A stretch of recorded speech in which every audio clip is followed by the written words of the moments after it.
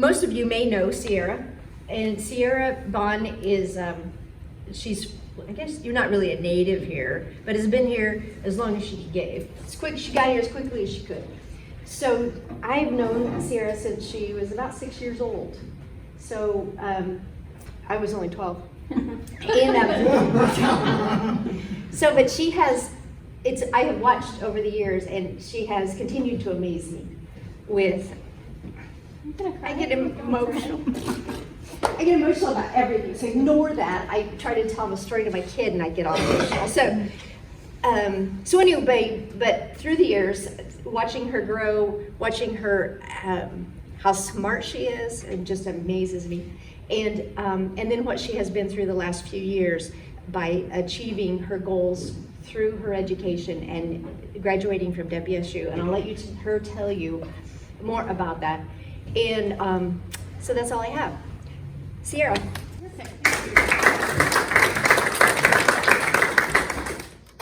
Well, good afternoon, everyone. I am Sierra Marie Vaughan. I think Linda gave me a little bit of an introduction, but to share a little bit more about me, I am a proud Eldoradoan. I did get here as soon as I was able. Obviously, I couldn't drive at age 6, so I could only get here as fast as my parents could bring me. But I graduated from El Dorado High School in 2014, and I just recently graduated from Wichita State University on my 25th birthday here in May 15th of 2021 with my degree in engineering technology management, focus on management with a minor in anthropology. So I really like engineering, I really like science, I really like anthropology and people and talking to humans, and I hope that you will get a little taste of that as we go through this. But I'm also the founder of a program called Let's Go Full Steam Ahead. It is a nonprofit that empowers individuals of all ages to develop the critical thinking and collaboration skills needed to advance them in their professional and personal lives. So we're going to dig into a little bit of that. I do want to admit I talk a little bit fast, so if you're like, whoa, slow down, just like tell me to slow down. I just get really excited talking about this. I think you'll probably get that as we go. But I'm also happy to take questions either as we go or at the end. So let's make this a little interactive, okay? Cool. I don't also ask rhetorical questions, so feel free to engage. Okay, cool. So, has anyone heard this quote, "You can't be what you can't see"? It was first written down by Sally Ride, the first American woman in space. And it really speaks to me. Like I said, graduated just recently with my degree in engineering technology, but when I was younger, I didn't know I could be an engineer. I didn't think it was possible for a girl who likes wearing colorful high-heeled shoes or doing her hair, or someone who liked talking to people. I saw all the stereotypes in the media of what an engineer was, and I did not feel like I fit. I saw the Sheldon Coopers on Big Bang Theory and the Bill Nye the Science Guy. But as cool as Bill Nye is, I could not see myself rocking a bow tie. It just didn't seem to fit with who I was. I saw myself as feminine, artsy, clever, and strong. And like I said, the media portrayals just weren't something that I saw reflected in me or what I wanted to become. And it wasn't until I started to see incredible women who were engineers, who were scientists, who were technologists, who were astronauts, accomplishing these great feats that I realized my own potential to pursue an innovative field like engineering. So as a result, I started doing research, and I started thinking, man, I'm an engineer, or I want to be an engineer. What's the landscape really look like for women in engineering? What am I getting myself into before I get there? So like a good engineer, I did my research, and the Bureau of Labor Statistics states that of all the innovative workers in the United States today, only 1 in 5 of them are women. So that quote really does hold true. If we aren't looking, if we aren't highlighting the women who are already in this space, how can we recruit more women to enter this space? And as a result, how can we start to change the culture shift? Because for me personally, I believe that we can truly create change by inviting people to the table with different backgrounds, different perspectives, different motives. And that's how we really can create impactful change. Part of that, I think, is inviting more diverse perspectives to the table, more women into classrooms that teach engineering, more people of different backgrounds into areas that haven't had that opportunity before. So I saw this number and I was like, that's a number I would like to change. So I got to work doing it, and I created Let's Go Full Steam Ahead. So STEAM, if you're unfamiliar with the term, it stands for science, technology, engineering, arts, and math. And I interact in this space in a couple different ways because honestly, trying to change that 1 in 5 number, it is a complex issue that it doesn't have one answer. So I wanted to do it the only way my engineering brain worked out how, in a multifaceted approach, right? Complex problems call for complicated solutions. So I broke it down into 3 main steps: education, engagement, and empowerment. So our education component focuses on sharing that number, that 1 in 5 number, showing the gender disparity in STEAM fields and saying, hey, this is an issue, let me educate you about it. Through lobbying efforts, we've been able to make an impact statewide, which I'm really excited to share about on the next slide, and really highlight the opportunities for growth that we have in this area. I also provide free resources, not only to teachers, but also to students. This last year has been an epic opportunity for growth for me. Because of the COVID pandemic, a lot of us have moved online, but as an innovator, it's our opportunity to see things that could be obstacles as opportunities for growth. It's one of my main things that I try and hold true to. So when seeing the COVID pandemic move everything online, I said, hey, this gives me an opportunity to continue offering free resources in technological ways on YouTube, on Facebook, on Instagram, the ways that children are communicating now, in a way that can continue to advance their learning even when it's been really hard this year. I've also been doing speaking engagements, things like this, either virtual or in person, to continue that what is STEAM and how can we empower the next generation of innovators. Through engagement with community partnerships like the Girl Scouts of the Kansas Heartland, Code.org, various programs, I've been able to create actual hands-on learning opportunities like this shiny little girl right there in the middle, to expose students to STEAM education and to physically be in those classrooms and say, hey, this is what engineering is. You can do it, no matter where you came from, no matter who you look like, whatever you present to the world, you can be whatever you want to be. And through that, I've been able to partner with various mentoring opportunities. Like one little girl is through the biomedical engineering program at North High School. And she had a project that she wanted to work on that focused on hearing impairments. She wanted to create a device. She was hearing impaired herself. She wanted to create a device that she could go to live concerts and not be in pain trying to listen with her hearing aid. And so we 3D printed some different prototypes and ended up creating a device for her to go experience live concerts that retrofitted her hearing implant or her hearing aid. And it was an awesome opportunity to show her, this is your potential. This is something you can do for the rest of your life. And that mentoring is something that's very important to me. And then finally, the empowerment. This is the one I think I'm most excited for. It's hard to really pick a favorite like a child, right? It's hard to do that. Fortunately, I'm an only child, so I know I'm the favorite. But in the empowerment component, I think it is my favorite because it gives me the chance to show others their potential by highlighting the women who have come before us. Because, like I said, I didn't know what I could be because I didn't know the history that had come before me of the trailblazers and innovators like Sally Ride, like John Bill Frupower, like Mae Jemison. All of these women, I didn't know about them until I started actively doing research. And how can we impact students if we're not teaching them those histories? So I wanted to do something that I know would impact students in the most effective way possible. So I thought back to what I was doing when I was in elementary school. In 4th grade, actually, studies show that 4th grade is when young women start to lose their confidence to pursue an engineering or a science field. I want to make note, they don't actually lose the ability to do science and engineering. They lose the confidence to do those things. So that's a really critical age, 4th grade. And I thought back, what was I doing in 4th grade? Well, I was reading through every book in the library, and my best friend was Mrs. George, the librarian. So it was my favorite place to hang out. So I thought, I would love a book about these women so that my 4th grade self could have learned about them earlier, and I could have seen my potential earlier. So I wrote a book called Innovators. And as a result, it now funds a scholarship to help other young women through the sales of these books pursue a science, technology, engineering, arts, or math career.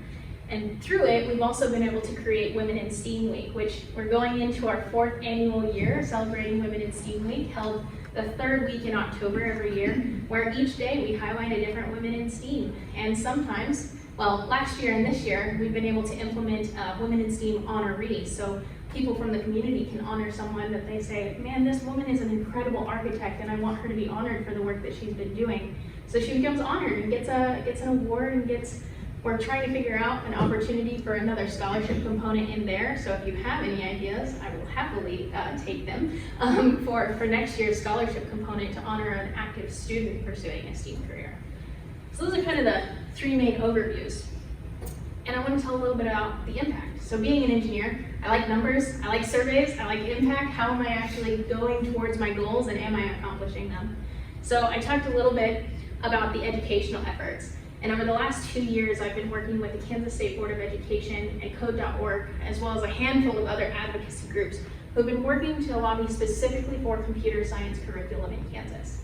So if you didn't know about the state of computer science in Kansas up until June 8th of this year, Kansas was one of only 2 states that had not adopted any form of computer science curriculum in Kansas.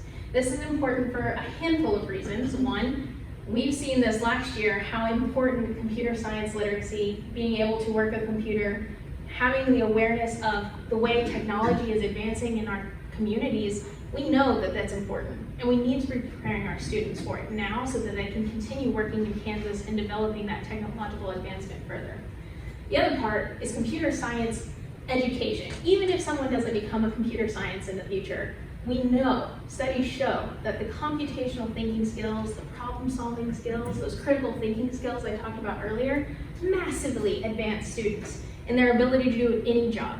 They don't have to become a computer scientist to learn the computer science skills that they've been taught.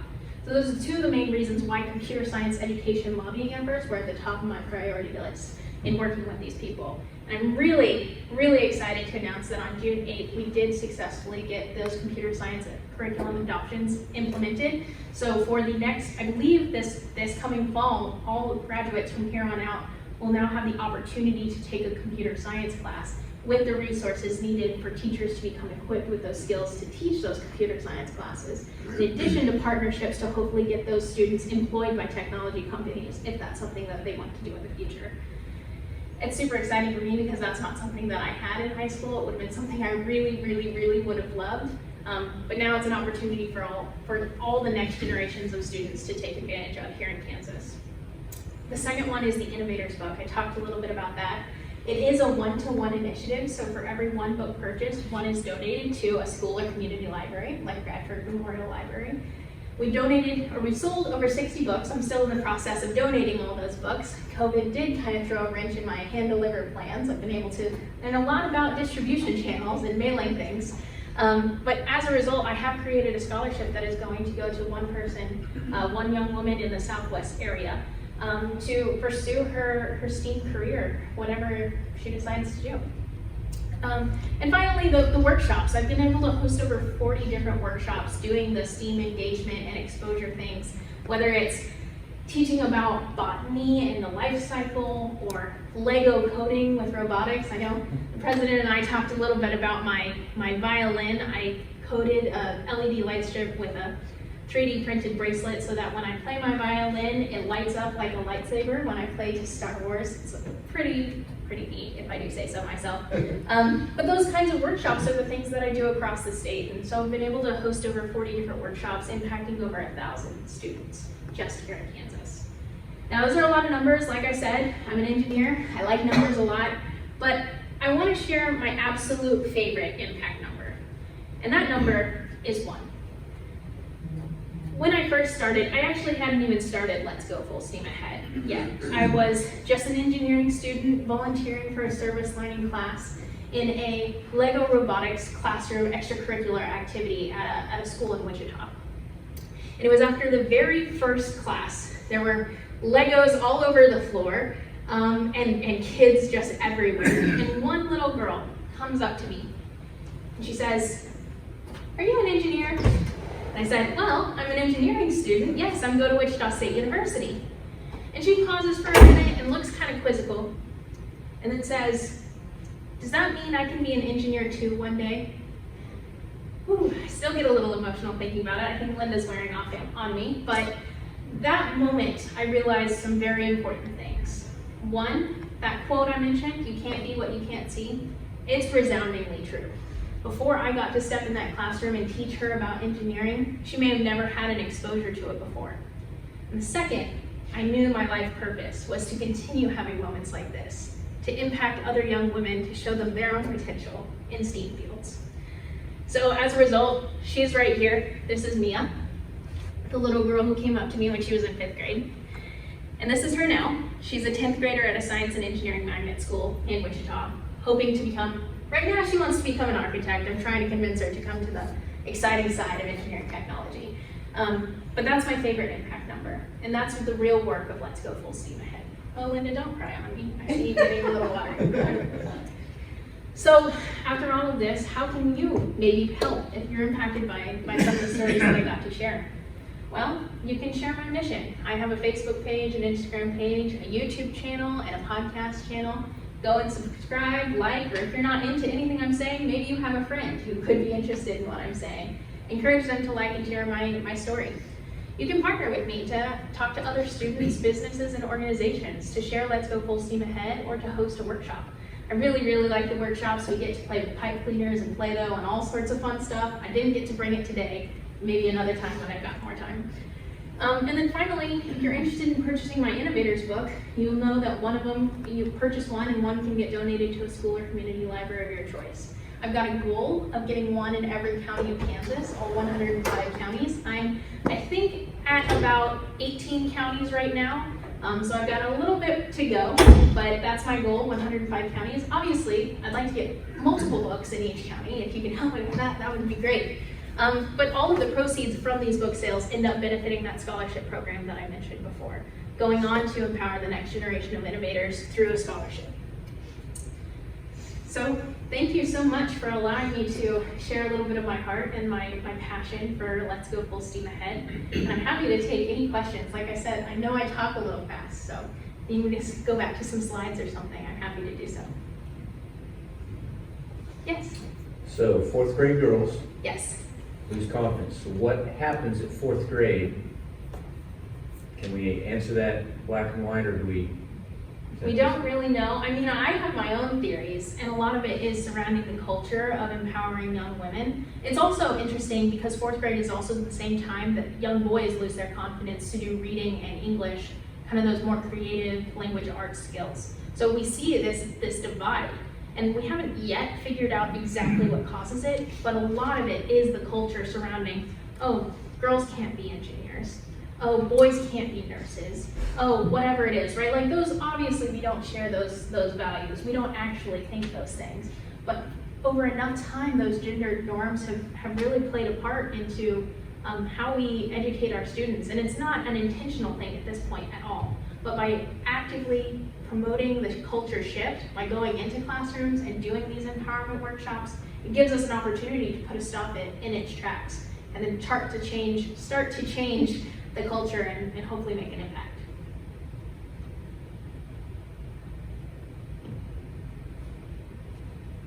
I like answering questions. I did just come from Miss Kansas. I just competed at Miss Kansas this week, and if you're anything familiar with the Miss America organization, they ask us lots of questions on stage, so no questions too hard or scary. I just stood in front of 1,000 people and did it, so yeah. So the book, is it like a children's book? Is it a picture book? Yes. Kind of what's going on there? So it is a children's book. I wrote it specifically with the intention of a 4th grade reader in mind. So I wrote and illustrated it over Christmas break last year. I actually ended up starting not even with a children's book in mind. What I was doing when I first started Let's Go Full Steam Ahead, I was just blogging on a website. And I was going through and I was like, oh my gosh, this Sophie Germain is so cool. Everyone needs to know about her awesome mathematical technologies that she's invented. Or Ada Lovelace is fantastic. The world needs to know about her. And I was just blogging in my own little corner of the internet. And then when I found that study about 4th grade being that critical point, I had a little epiphany in that how many 4th graders are reading my blog? How many are actually trolling the internet trying to find something like this? And how can I actually reach, going into the engineering side of my brain, how can I reach my end user in the most effective way possible? And so that was thinking about me as a 4th grader, and that I loved the library and picture books and things like that. So that's how the book kind of came about. It was not my original intention by any means, but I've kind of learned to go with the flow and just keep going. Like I said, those obstacles are just opportunities for growth. So